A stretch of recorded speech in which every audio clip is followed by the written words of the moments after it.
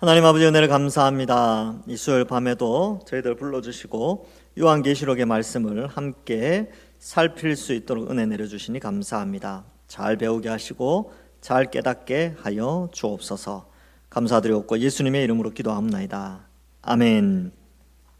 자, 우리 요한계시록 12장 1절부터 12절의 말씀을 우리가 함께 살펴보겠습니다. 우리 한 절씩 교독할까요? 예, 한 절씩 교독하도록 하겠습니다. 제가 먼저 읽겠습니다.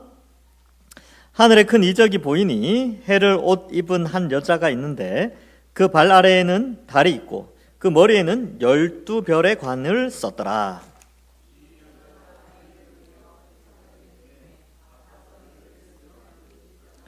하늘에 또 다른 이적이 보이니 보라, 한 큰 붉은 용이 있어 머리가 7이 옆뿔이 10이라.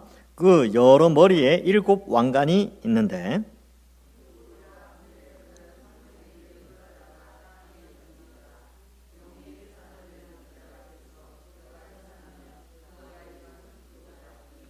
여자가 아들을 낳으니 이는 장차 철장으로 만국을 다스릴 남자라. 그 아이를 하나님 앞과 그 보좌 앞으로 올려가더라.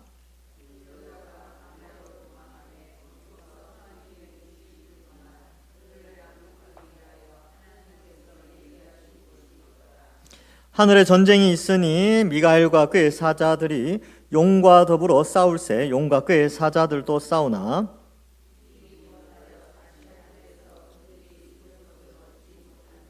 큰 용이 내쫓기니 옛뱀 곧 마귀라고도 하고 사탄이라고도 하며 온천하를 꿰는 자라. 그가 땅으로 내쫓기니 그의 사자들도 그와 함께 내쫓기니라.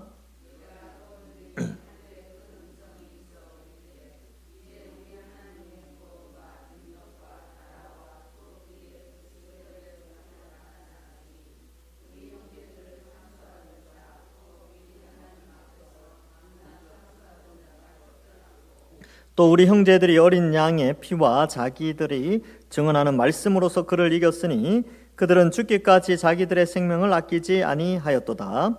그러므로 하늘과 그 가운데 거하는 자들은 즐거워하라. 그러나 땅과 바다는 화 있을진저 이는 마귀가 자기의 때가 얼마 남지 않은 줄을 알므로 크게 분내어 너희에게 내려갔음이라 하더라. 아멘. 자, 오늘 요한계시록 12장 1절부터 12절의 말씀을 함께 살펴보겠습니다. 이 내용은 이제 7번째 나팔과 관련되어 있는데 7번째 나팔 재앙이 7대접재앙인데 7대접재앙 전에 다시 이 교회의 그런 교회의 의미 그리고 교회를 통하여 교회와 하나님의 계획 그 가운데 교회 그리고 그것을 해하려는 마귀의 세력 이것을 좀 상징으로 보여주고 있습니다. 상징이죠. 그래서 이 상징의 내용이 뭐냐 하면 여인과 용이 등장하게 되고 이제 그 가운데서 어떤 일이 벌어지는가 이것을 보여주게 됩니다. 자, 그래서 본문을 보면 하늘에 큰 이적이 보이죠. 그래서 지금 앞에서 우리 11장에서는 두 증인에 대해서 했잖아요. 두 증인이 교회라고 했었죠. 교회가 두 증인이다. 이것을 우리가 살펴봤는데, 그죠? 그리고 그 두 증인이 모세와 엘리야의 역할을 감당하고 큰 짐승과 싸워서 죽지만 3일 만에 부활해서 올라가는 그 교회의 영광이 등장하는데 여기에서는 교회가 두 증인이 이 교회였던 11장에서 두 증인이 교회였던 것처럼 여기에서는 여자가 교회예요. 여자가 교회로 등장하게 됩니다. 이게 상징이죠, 상징. 그래서 이 환상을 보여주게 됩니다. 하늘에 큰 이적이 보이는데 해를 옷 입은 한 여자 이런 표현이 있죠. 이 해를 입었다라는 표현은 태양이죠, 태양. 그리고 그 발 아래는 달이 있고 해, 달 그리고 12별 관을 썼더라. 이게 이제 이 요셉이 꿈꾸었던 그런 꿈하고 좀 연결됩니다. 12별 이런 거. 그다음에 해, 달. 이거 이제 부모 이렇게 표현했었는데 요 표현을 통하여서 이 여인은 이스라엘 백성이구나라는 것을 독자들이 자연스럽게 상상하게 만든다는 거예요. 이 여자에게는 12별이 있으니까 이 12별 개념 속에 이제 12별의 관을 썼으니까 이 이스라엘을 상징하는구나 이렇게 이해하게 되는 것이죠. 그러면 이 여자가 누구냐 하면 왜 여자라고 표현을 되었느냐, 남자라고 표현해도 될 텐데 왜 여자라고 표현했느냐, 두 가지 의미가 있습니다. 첫 번째는 깨끗한 신부 개념이 있어요. 그래서 이게 이제 어린 양의 혼인잔치와 관련되어 있기 때문에 21장에 가면 신부가 단장된 것처럼 새 예루살렘이 내려오거든요. 그래서 그리스도의 신부, 어린 양의 혼인잔치에 참여한다라는 의미에서 이 여자라는 개념이 쓰였고, 두 번째로는 어머니 개념이 있습니다. 어머니. 그래서 출산한다 이런 개념이 있잖아요. 출산. 그래서 신부의 개념과 어머니 개념을 통하여서 교회를 상징한다. 그래서 교회는 깨끗한 신부로 그리스도를 신랑으로 맞이하는 정결한 구별된 신부로서의 교회. 그 다음에 교회를 통하여 믿음의 신앙을 낳죠. 그래서 예수 그리스도 교회가 기다려온 예수 그리스도. 근데 그 예수 그리스도를 믿는, 또 예수 그리스도를 기다려온, 그리고 하여튼 예수 그리스도와 관련된 그런 공동체, 그런 의미에서 이제 그러니까 뭐라 그럴까, 예수 그리스도의 신앙을 낳는 어머니 교회 뭐 이런 개념이에요. 그래서 우리 동산교회도 그런 개념이 있죠. 동산교회도 제가 이제 70주년 하면서 이야기했잖아요. 어머니와 우리 신앙의 어머니와 같은 것이 우리 동산교회다. 그래서 우리 동산교회가 칠순을 맞이하게 되었다. 그렇게 이제 제가 표현을 했었는데, 그래서 이러한 것들도 이 교회의 이미지를 가지게 됩니다. 그래서 이스라엘의 남은 자, 이 개념이 있어요. 자, 그래서 이런 것들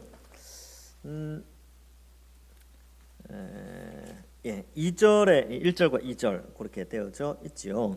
그 다음에 자, 일단은 1절의 여자는 교회, 새 이스라엘, 이스라엘, 새 이스라엘 이렇게 이해하시면 되고, 2절에 보면 이 여자가 아이를 베어 해산하게 되면 아파서 애를 쓰며 부르짖게 되죠. 해산하는 여인에 대한 묘사가 구약에 생각외로 많이 나와요. 그 해산하는 여자를 이스라엘 혹은 유대 이렇게 표현합니다. 그래서 여러분들 나눠드린 프린트물 있죠. 2절을 보십시오. 2절에 보면 3개의 구절이 나오죠. 보시면 이렇게 되어 있습니다. 이사야 54장 1절, 잉태하지 못하며 출산하지 못한 너는 노래할지어다. 이게 누구를 말하냐면 유다를 의미해요. 유다가 출산하지 못하는 여인과 같았는데 상고를 겪지 못한 너는 외쳐 노래할지어다. 이는 홀로 된 여인의 자식, 그죠? 홀로 된 여인의 자식, 유다를 의미합니다. 그런데 남편 있는 자의 자식보다 많게 되는 거예요.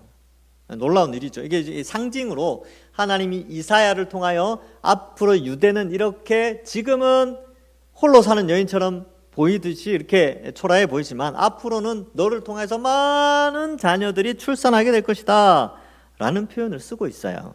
그래서 이스라엘 공동체, 하나님의 남은 백성들이 여인으로 표현되어진다는 것이 출산하는 여인으로 표현되어집니다.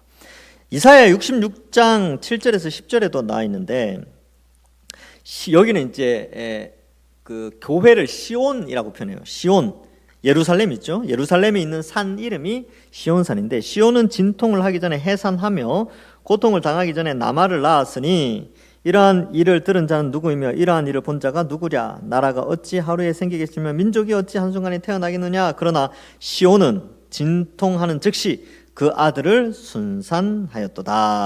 이렇게 표현하고 있죠. 그래서 이 10절에 보면 예루살렘을 사랑하는 자들이여 다 그 성읍과 함께 기뻐하라. 다 그 성읍과 함께 즐거워하라.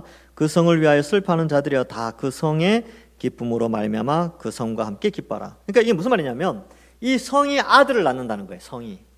그러니까 이 유다가 자녀를 낳는다 이런 표현이 있는데, 근데 이 이사야에 나오는 이 표현들은 바로 예수 그리스도의 출생과 연결되어져 있습니다. 여인의 출생.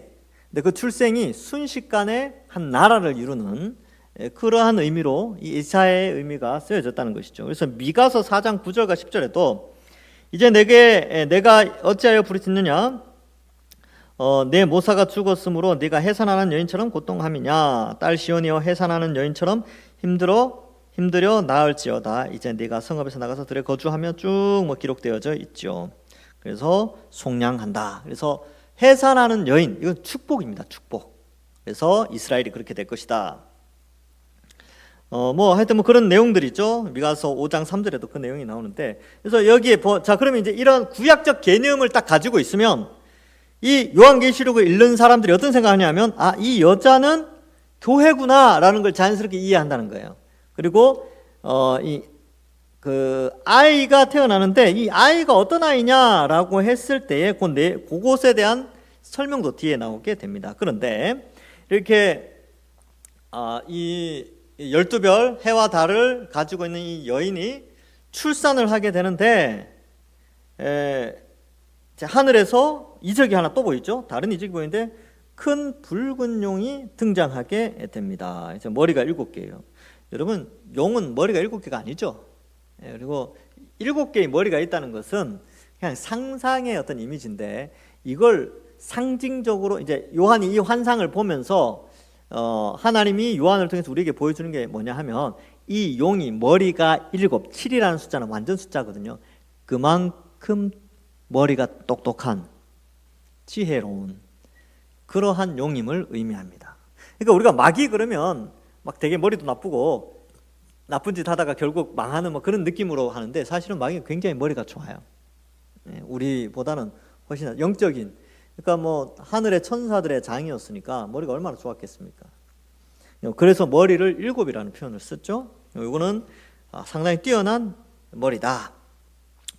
뿔이여리다. 이게 뿔이라는 것은 일종의 나라를 의미하기도 하고 힘을 상징하기도 합니다. 그래서 이러한 표현들도 좀 이해할 필요가 있는데, 이걸 오해하시면 안 돼요. 이 뿔이 보통 나라를 상징하는 것으로 많이 사용되어집니다. 그러니까 뿔이 10개다, 붉은 용이다, 그러니까 이거 공산주의 10개 나라구나, 이렇게 해석하는 사람들이 있어요. 그렇게 하면 안 된다 그랬죠. 그렇게 하면, 제가 왜 그렇게 하면 안 된다 그랬냐면 진리의 보편성에 맞지 않습니다. 그러면 300년 전의 사람들도 그렇게 해석했을까요? 공산주의가 등장하지 않았던 시대 때 그렇게 해석 안 했겠죠? 그죠? 근데 왜 이 시대에는 꼭 이걸 그렇게 해석해야 되냐는 거예요. 그 다음에 10뿔, 그러니까 이거 진짜 그랬어요. 10뿔, 그러니까 이거 유럽연합이다, 이렇게 해석하는 사람도 있었어요, 옛날에. 그러면 유럽이 지금 몇 개 연합입니까? 10개는 벌써 진작에 넘었습니다. 한 20 몇 개 되나요? 그러니까 그렇게 함부로 해석하면 안 된다는 거예요. 그래서 이 붉은 용 7, 머리가 7, 뿔이 10, 이 개념은 그만큼 지혜롭고 권력을 가진 마귀, 그래서 공중 권세 잡은 자, 이 세상의 지배적인 악한 영들을 상징하고 그것의 수장인 마귀를 상징한다, 이렇게 이해하면 됩니다. 그래서 10뿔은 상징적인 표현으로 권세와 능력을 상징합니다. 그래서 마귀가 그만큼 권세와 능력이 있다, 이것을 나타내고 있습니다. 자, 그래서 이 왜 용이라는 표현을 썼을까 되는데, 이 용은 강력하고 힘이 있고 그런 개념이에요. 그래서 어떤 사람들은 이 용을 공룡 개념으로 좀 이해하시는 분들도 있는데, 어쨌든 여기서는 이제 드라코라고 해서 이 드래곤이라는 것은 이제 옛날 헬라어식 표현인데, 어쨌든 그런 상상의 동물이고 덩치가 어마어마하게 크면 무서운 그런 것을 상징하게 됩니다. 구약에도 이런 표현들이 나오긴 하는데, 어쨌든 그러한 힘을 가진 존재, 그게 마귀예요. 근데 하나님 앞에서는 아무것도 아니죠. 피조물 뿐입니다. 자, 그 꼬리가 하늘의 별 3분의 1을 끌어다가 땅에 던지더라. 이게 이제 골치 아픈 구절이죠. 하늘의 별 3분의 1. 그래서 이 별 있잖아요, 별. 이 별을 어떻게 해석할 것인가가 아주 중요한 해석의 문제입니다. 그래서 이 별을 두 가지로 해석을 해요, 보통. 요거를 위에 나오는 여자와 같이 백성, 하나님의 백성이 아닐까 이렇게 생각하거나 이제 유대인 이렇게 표현하는 사람도 있어요. 그 다음에 요거는 이제 천사. 요한계시록에서의 별은 다 천사로 되어 있거든요. 그래서 이건 천사다 이렇게 표현하는 사람이 있습니다. 그래서 제가 이제 책을 찾아보면 개혁주의, 우리 종교개혁의 후예들은 요 두 가지 의견으로 이 별을 해석을 해요. 그래서 저는 이쪽입니다. 천사 쪽이에요. 천사 쪽인데 왜냐하면 요한계시록 안에서 이 별은 다 대부분 천사로 이해하도록 그렇게 되어 있습니다. 그래서 이 하늘의 별 3분의 1, 그래서 이 하늘의 별이라고 했기 때문에 이 천상의 존재인데 이걸 또 하나님의 백성 이렇게 보기에는 좀 무리가 있다. 그렇게 한 이유는 이게 다니엘서 8장에 나오는 내용 때문에 그런데 근데 그거 가지고 이걸 해석하기에는 조금 문제가 좀 있죠. 그래서 3분의 1을 끌어다가 땅에 던졌다. 그래서 요거는 이제 전통적인 유대인들도 그런 이제 옛날 유대인들 옛날 책들에 보면 그런 개념이 좀 있어요. 마귀가 어떻게 생겼느냐? 하늘의 별, 마귀가 하나님을 반역해서 땅으로 내려왔다. 이런 내용, 이런 이제 그런 유대인들의 옛날 책에 그런 것들이 기록되어 있대요. 그래서 1세기 사람들이 이 본문을 읽었을 때 어떻게 이해했을까? 그러면 자연스럽게 마귀가 하늘 천사 3분의 1을 데리고 땅으로 이제 내려왔구나라는 것으로 좀 해석을 해보게 됩니다. 자, 그래서 이 3절에 보면 이 3절 그 관련 구절을 한번 보세요. 3절에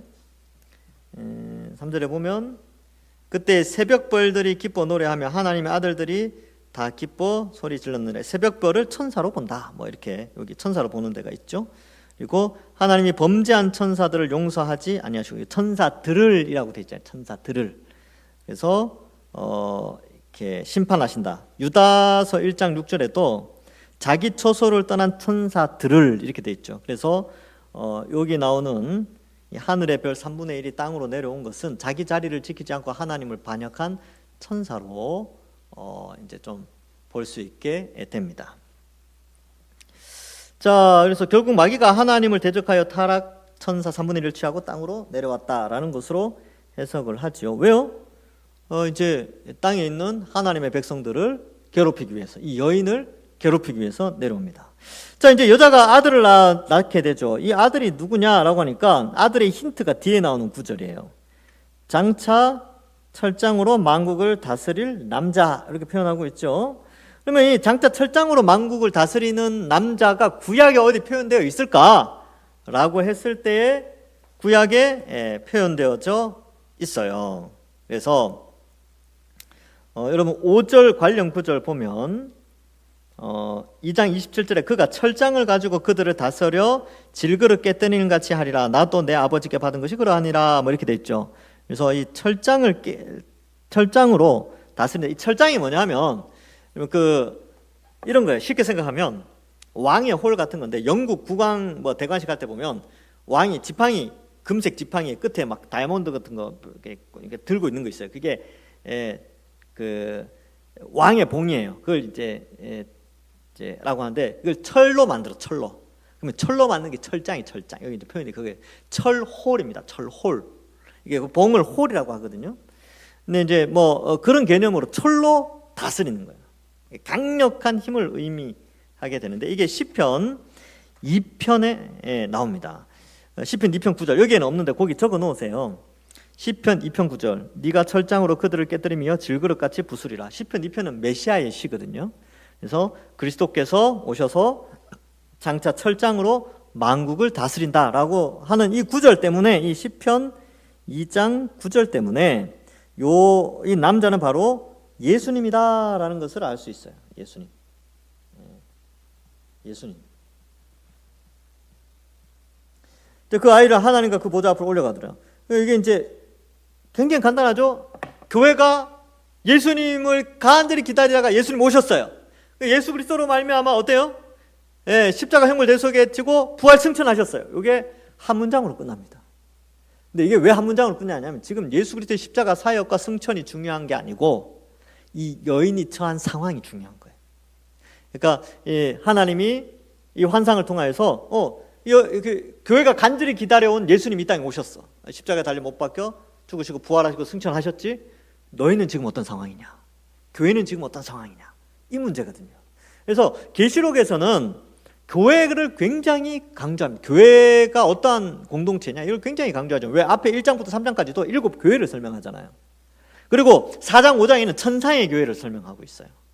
그리고 앞으로 교회를 제외한 교회를 핍박한 세상들은 어떻게 심판을 받을 것이냐 이 문제거든요. 그러니까 교회가 굉장히 중요한 이슈예요. 그래서 이 아들에 대해서는 당연히 이걸 딱 읽는 순간 이거 예수님을 표현하는구나 라고 독자들이 다 이해하고, 문제는 여자에게 있죠. 교회는 그러면 어떻게 되냐? 교회, 이 예수 그리스도를 믿는 이 간절히 기다려온 메시아를 만난 이 교회, 여기서는 이제 비유적으로 상징적으로 출산했다 이렇게 되어 있지만, 그 아이를 간절히 고대하고 기다렸던 그 여인이 이제 앞으로 어떠한 어려움을 당하느냐, 큰 용과 어떠한 상태에 놓이게 되느냐가 6절에 기록되는 거죠. 그래서 여자가 어디로 도망가요? 광야로 도망가죠. 그러면 이거 이제 광야 나오면 생각나죠. 출애굽한 이스라엘.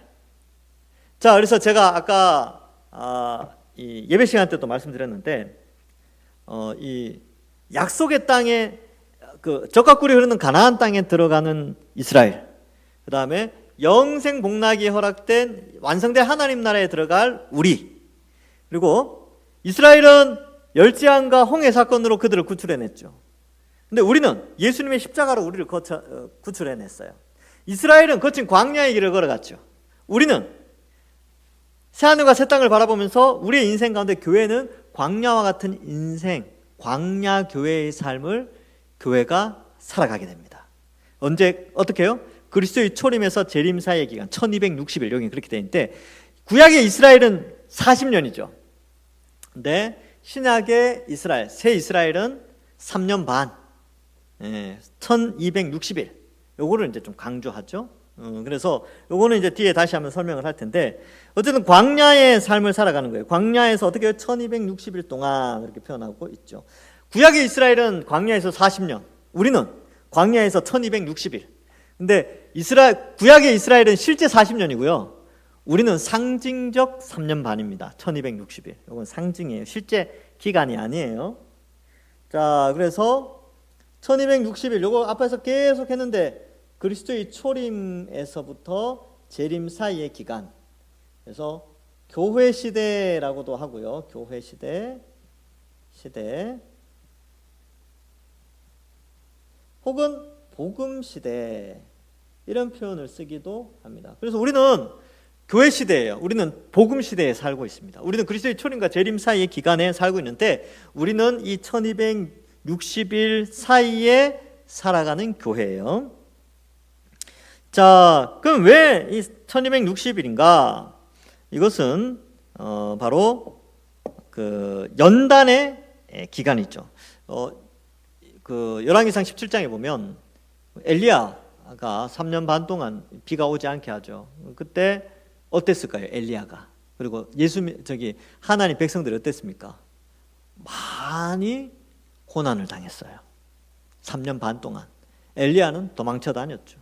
근데 또 거기를 살펴보면 하나님의 백성인 엘리야는 이스라엘, 하나님의 남긴 백성을 상징하는데, 엘리야는 어떻습니까? 고난 가운데 있지만 하나님이 보호하시죠. 그래서 사르밧으로 갔다가, 제일 처음에는 이제 이렇게 산골짜기, 거기 이름이 갑자기 생각나요. 거기 이제 시냇가가 있는데 거기 갔다가 물이 말라버렸어요. 그러니까 저 위쪽에 시돈 지역에 사르밧까지 가서 거기서 이제 지내는 거예요. 하나님이 그렇게 보호하시는 거죠. 우리도 마찬가지입니다. 이 구약의 이스라엘도 광야에 들어갔는데 물도 없고 그런 데잖아요. 불뱀도 생기고 정갈도 있고 막 그런데 하나님 그거 다 쫓아주시죠. 근데 그렇게 보호해 주시는 거죠. 우리도 마찬가지입니다. 우리가 예수님 믿는 순간 우리는 마치 광야에 뛰어든 자들과 같아요. 즉 예수님 믿고 성경적 가치관으로 이 세상에 살아갈 때는 광야와 같은 어려움을 당한다는 겁니다. 이게 아주 중요한 원리인데, 많은 사람들이 애굽의 열재앙 홍해를 건넌 후에 다시 애굽으로 돌아가려고 했어요. 왜? 힘드니까. 우리도 마찬가지죠. 우리가 복음을 듣고 나 이제 예수님 믿겠습니다라고 하는데 이게 힘든 거야. 그러니까 어때요? 신앙을 포기하는 사람들도 많고, 왜 나에게 이런 고난이 오지? 이렇게 질문하는 사람도 많아요. 당연하죠. 광야로 들어왔는데 고난은 당연한 겁니다. 그래서 우리가 잘 생각해 봐야 돼요. 왜 예수님 믿으면 복 받는다 그러고 축복 받는다 그러는데 왜 이렇게 삶이 어렵습니까? 당연한 거예요. 예수님 믿는 가치관 때문에 오는 고난은 우리가 이제 광야로 뛰어들었기 때문에 그 고난이 있죠. 애굽에 있었으면 그 물 없다고 불평하겠습니까? 애굽에 나일강이 얼마나 풍성한데요. 근데 그러한 이 광야로 도망시켜 주시는 것이죠. 보면 하나님께서 예비하신 곳, 이것이요 광야인데 이 광야와 하나님이 예비하신 곳이 같은 곳이죠.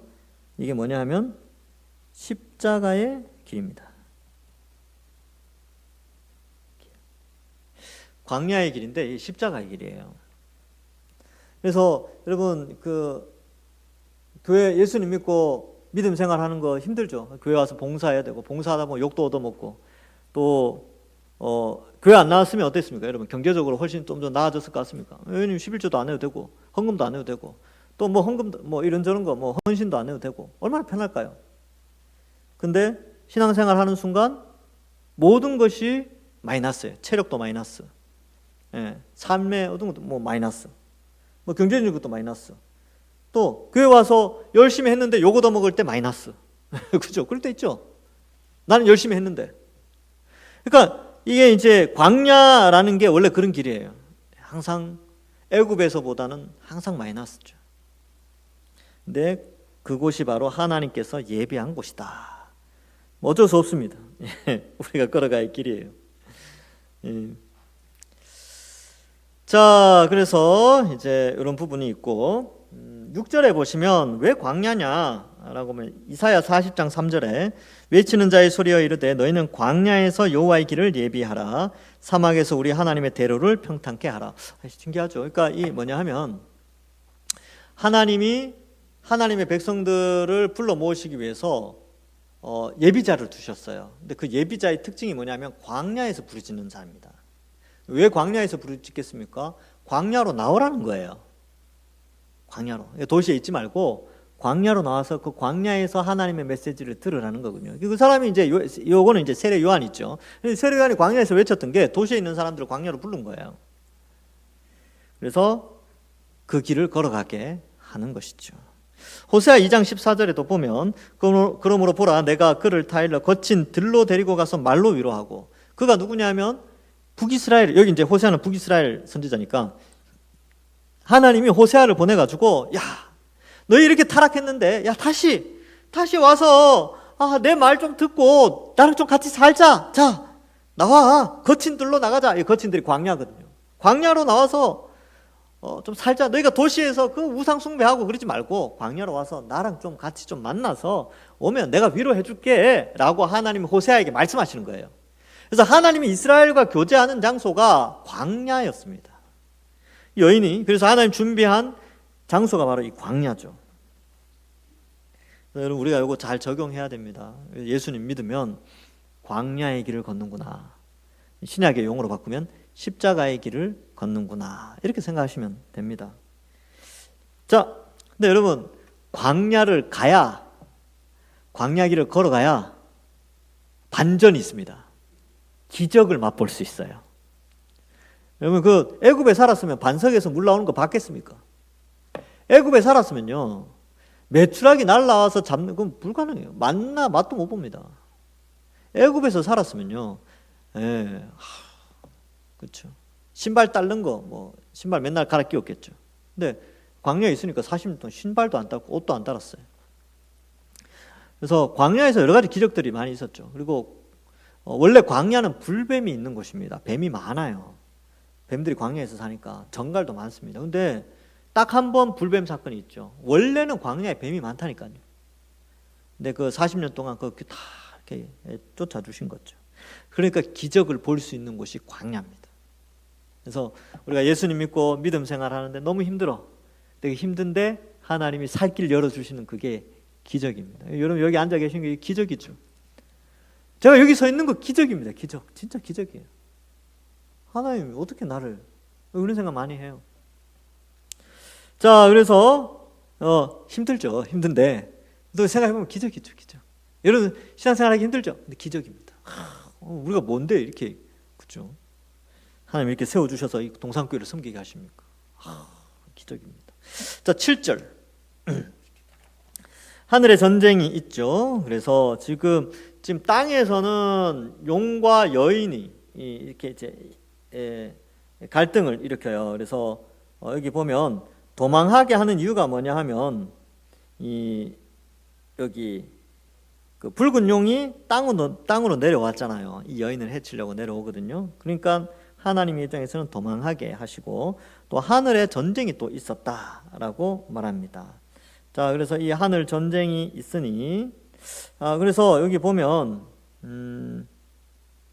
요 4절에 나오는 요 내용이 요 전쟁과 좀 연결된다라고 주장을 하는 분들이 좀 있습니다. 그래서 그것도 괜찮아요. 그래서 최초에 하늘에서 전쟁이 미가엘과 용과 더불어 있었다, 이렇게 해석하시는 분들도 있고, 부활 승천하셨을 때에 이제 이 예수 아이를 낳고 부활 승천하고 하나님이 이 여인을 보호하는 이때에 마침 또 하늘에서는 전쟁이 있었는데 미가엘이 전쟁에서 승리를 하죠. 그래서 용이 땅으로 쫓겨난다라는 개념에서 이 전쟁은 창세전에 있었던 전쟁이 아니라 예수 그리스도의 십자가에서의 사탄의 패배를 의미한다, 이렇게 해석하는 것이 또 있습니다. 그래서 요거는 진짜 제가 판단하기 참 쉽지가 않아요. 왜 그러냐 하면 이기지 못하여 라고 해서 다시 이런 표현이 나와요. 다시. 그러니까 예전에 한번 하늘에 있을 곳을 얻지 못한 적이 있었다는 거거든요. 다시 내려오니까. 그러니까 그래서 창세 전에 에덴 동산에서 마귀가 아담과 하와를 유혹하잖아요. 일단 땅에 내려왔죠. 그 전에 무슨 일이 있었는가에 대한 해석을 요걸로 봅니다. 요 4절. 그래서 어떠한 일이 있었고 어떤 전쟁이 있어서 3분의 1을 끌어다가 땅으로 내려왔다는 것이죠. 그래서 요 4절은 사탄이 이 땅에 내려온 배경을 설명하고, 근데 이 사탄이 하늘에 또 가기도 해요. 땅에만 사는 게 아니라 하늘에 가서 또 미가엘과 전쟁을 또 합니다. 근데 또 욥기에 보면 마귀가 하나님 앞에 또 이야기를 막 하고 그러거든요. 그래서 하나님 하나님 괜찮다 그러는데 욥 정말 그런 겁니까? 막 또 참소하잖아요. 또 막 그렇게 한단 말이죠. 그러니까 이게 왔다 갔다 하는데, 그래서 이 다시 하늘에서 못 얻는다 이 표현을 때문에 요 전쟁은 십자가와 관련된 것이다라고 또 설명하기도 합니다. 그래서 이 전쟁이 창세 전의 전쟁이냐, 예수 그리스도의 십자가와 관련된 전쟁이냐라는 의견이 또 개혁주의 안에는 있습니다. 저는 다 괜찮다고 봐요. 다 괜찮다고 보고, 근데 조금 은혜가 되려고 하면 이제 아들을 낳고 승천까지 하셨으니까 여기 다시라는 표현이 있으니까, 그럼 이 전쟁은 예수 그리스도의 십자가와 관련되어서 예수님의 승리, 예수님이 이끄는 그런 미가엘은 다니엘서에 보면 그 하나님의 백성들의 군주 이런 표현을 하고 있거든요. 그러니까 이 미가엘은 하나님의 백성을 지키는 천사장이에요. 근데 천상에서 이 전쟁이 벌어지면 이 미가엘과 마귀와의 싸움에서 미가엘이 이겼다는 것은 하나님께서 미가엘을 통해서 하나님의 백성들을 지켜주신다라는 개념이 있습니다. 그래서 그런 개념으로 천상에서는 이런 일이 있지만 또한 땅에서는 하나님이 이렇게 천상에서 이 용이 내려오지만 하나님 계속해서 지켜주신다, 그런 개념이 있습니다. 그래서 이런 것도 좀 지저분한데 좀 정리하겠습니다. 자, 그래서 이기지 못하여 다시 하늘에서 그들이 있을 곳을 얻지 못하여 어때요? 큰 용이 내쫓기니, 이런 표현을 쓰죠.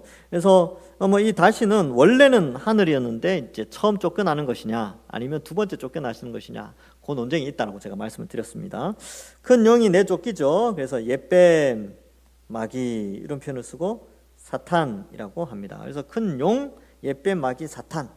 그래서 온천하를 깨는 자가 땅에 내쫓기게 되고 그 사자들도 그와 같이 함께 내쫓긴다. 그러니까 이 전쟁이 창세전의 최초의 전쟁이냐 예수 그리스도의 십자가의 전쟁이냐 이게 애매하다는 거예요. 애매해. 그래서 여러분들이 요 부분을 해석을 할 때 요 두 해석 외에 다른 해석을 듣는다면 좀 이상한 거다 이렇게 이해하시면 됩니다. 근데 이 두 가지 둘 중에 하나를 해석하더라도 그것이 나는 이거 예수 그리스도의 십자가와 관련된 전쟁 같은데 라고 하시더라도 이거 태초의 전쟁이라고 한다면 그렇게 해석할 수도 있구나 이렇게 받아들이시면 돼요. 나는 이거 최초의 전쟁인데 이걸 왜 십자가로 해석하지? 라고 해도 괜찮습니다. 이거는 이제 우리 개혁주의 안에서 이 두 가지 해석은 받아들이는 걸로 그렇게 돼 있어요. 자, 그래서 큰 용이 내 쫓기게 됐죠. 그래서 뭐 이렇게 쭉 기록되어 있고 한번 봅시다. 자, 뭐 7절 관련 구절이 다니엘서가 좀 많이 나오죠. 자, 안 하고 넘어갔는데 그거 한번 읽어보세요. 그래서 뭐 유다서 1장 9절에도 미가엘과 마귀가 다투는 장면이 또 나오죠. 뭐 그렇습니다. 자, 10절 봅시다. 10절. 내가 또 들으니 하늘에 큰 음성이 나서 이르되 이제 우리 하나님의 구원과 능력과 나라와 또 그의 그리스도의 권세가 나타났으니 우리 형제들을 참소하던 자 곧 우리 하나님 앞에서 밤낮 참소하던 자가 쫓겨났다. 이게 참소의 능력이 없어진 거죠. 그래서 이 부분 때문에 이 마귀가 쫓겨난 것을 이 십자가와 연결시키게 됩니다. 그래서 십자가 전에는 율법을 통해서 우리를 늘 참소했지만 이제 십자가가 완전히 우리의 죄의 형벌을 깨끗하게 없앴기 때문에 마귀가 우리를 더 이상 참소할 수 있는 힘이 없는 거예요. 그래서 더 이상 참소하는 자가 없이 쫓겨났다. 이 표현 때문에 이 십자가로 이렇게 해석을 하게 됩니다. 그래서 하여튼 뭐 복잡해요. 그러면 이제 정리를 해볼까요? 이렇게 합시다. 창세전에 하늘 전쟁이 있었는데 이때에 마귀가 이 반역이 있었죠. 창세전에 하나님께 반역하는 역사가 있었고 그때 마귀가 하늘의 별 3분의 1, 천사 3분의 1을 데리고 땅에 내려옵니다. 그리고 나중에 이제 미가엘과 전쟁을 하게 되는데 그 전쟁의 목적은 예수 그리스도의 십자가 사역을 방해하기 위한 그런 목적이지만 어쨌든 실패하게 되고 쫓겨나게 되고 그런 예수님은 십자가에서 이제 완전한 승리를 하시죠. 그리고 이제 더 이상 예수님이 인간의 죄에 대한 모든 문제를 해결했기 때문에 마귀는 하늘에서 인간을 더 이상 참소할 수가 없습니다. 그래서 참소한다는 게 뭐냐면 이 사람 죄인이에요. 이 사람 이런 행동했으니까 이 율법에 어겼으니까 이 사람 죄인이에요. 이렇게 참소를 해야 되는데 예수님이 어떻게 하셨어요? 우리의 과거, 현재, 미래의 죄까지 다 짊어지시고 대신 십자가에 못 박혀 죽어주셨단 말이죠. 그러니까 하나님 입장에서는 아무리 참소해도 그래 알지? 그래 그렇게 참소하지. 근데 그 죄, 형벌 성자 하나님이 대신 다 십자가에서 받아주셨어 하면 참소거리가 없어지는 거예요. 그러니까 참소하던 자가 쫓겨나게 되는 것이죠. 대신에 교회를 공격합니다. 교회를 약화시키고 그 그리스도의 능력, 그 십자가의 능력을 축소시키는 교회를 어쨌든 약화시켜서 자기의 때를 연장시키려고 하는 그러한 상황이 되어지는 것이죠. 자, 그래서 10절에 보면 이렇게 됩니다. 이게 참소하는 자가 쫓겨났기 때문에 정죄함이 없게 되는데 10절 관련 구절 보시면 로마서 8장 1절이 나오죠. 그러므로 이제 그리스도 예수 안에 있는 자에게는 결코 정죄함이 없어요. 왜? 참소하는 자가 더 이상 우리를 정죄할 수가 없어요. 그러니까 정죄함이 없어요. 8장 33절 누가 능히 하나님께서 택하신 자들을 고발하리요 누가 참소하리요 의롭다 하신 이는 하나님이시니 라고 표현하죠. 그러니까 예수님으로 말미암아 십자가로 말미암아 이 참소의 능력이 상실되어집니다. 그래서 마귀의 엄청난 힘이 약화되는 거죠. 그러니까 죽음을 이용해서 죽음의 공포를 이용해서 사람들이 죄짓게 하려는데 이제 예수 그리스도의 십자가 믿으니까 죽음을 이기는 믿음이 생기는 거죠.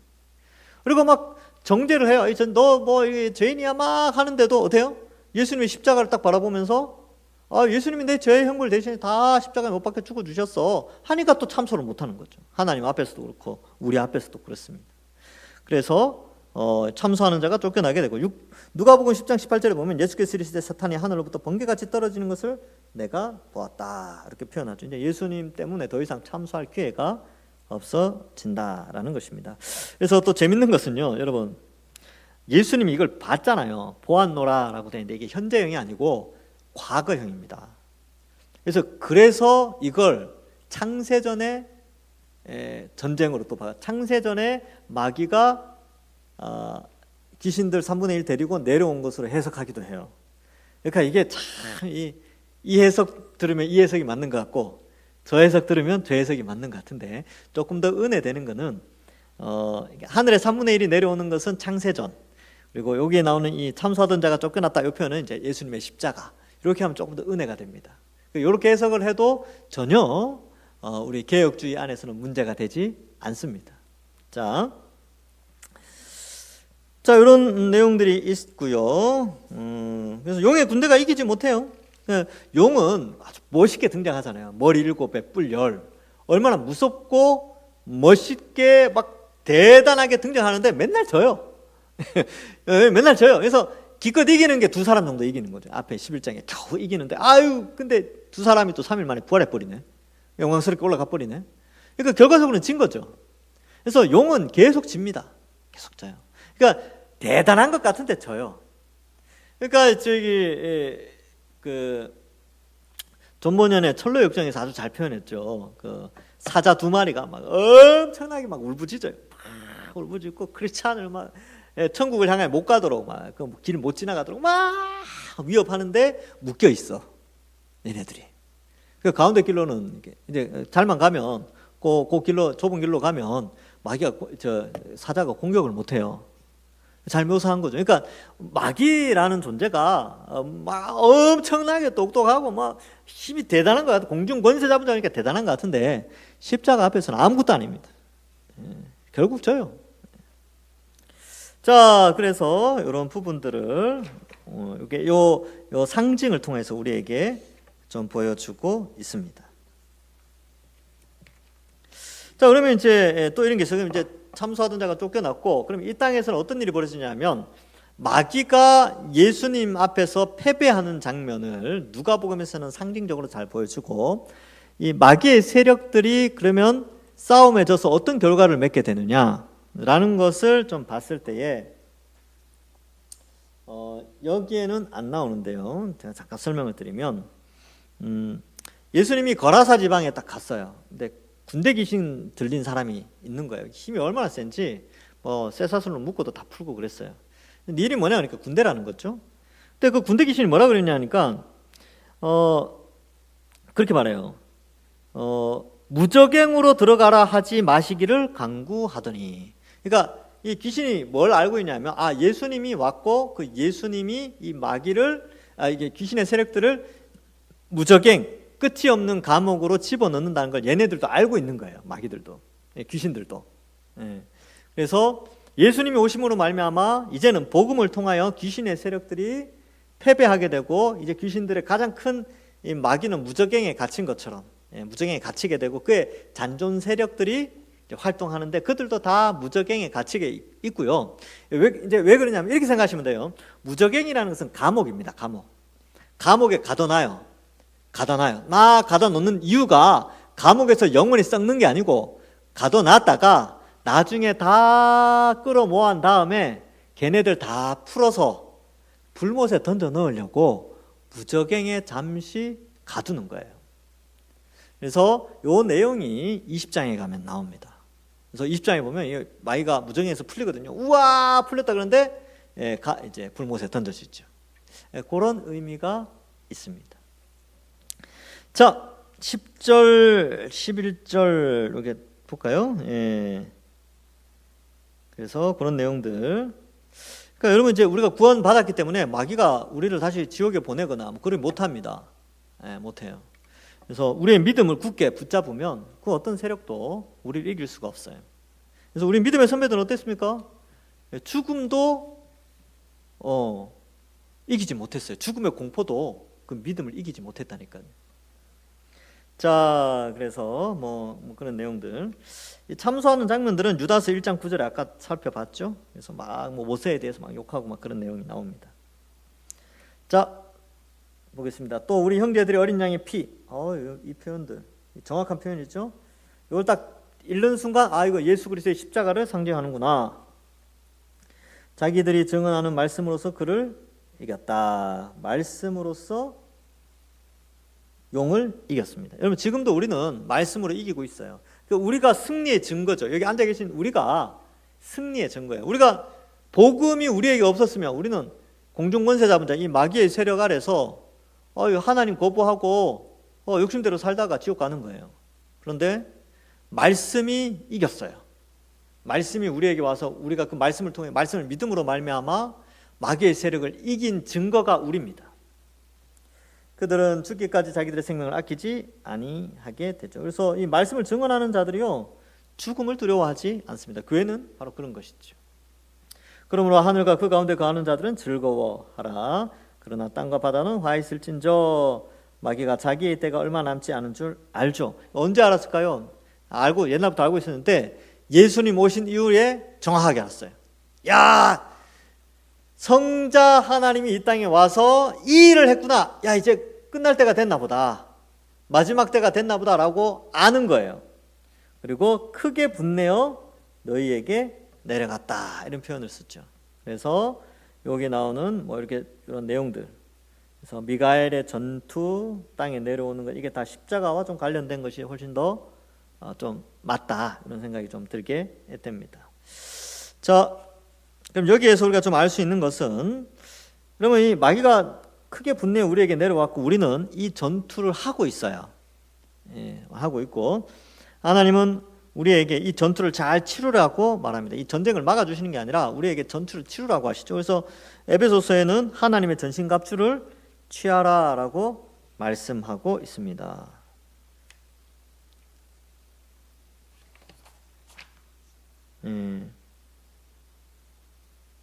자, 그래서 이런 부분들 우리가 좀 생각해 봐야 하는 것이죠. 자, 말씀 이제 정리하겠습니다. 이 오늘 본문에서 보면 이 여인이 등장하는데 여인은 교회를 상징한다. 근데 이 여인은 어때요? 간절히 기다리던, 그러나 하나님이 약속하셨기 때문에 출산을 하게 되는데, 이 출산을 한다는 것은, 애를 출산한다는 것은 어쨌든 이건 운명이에요.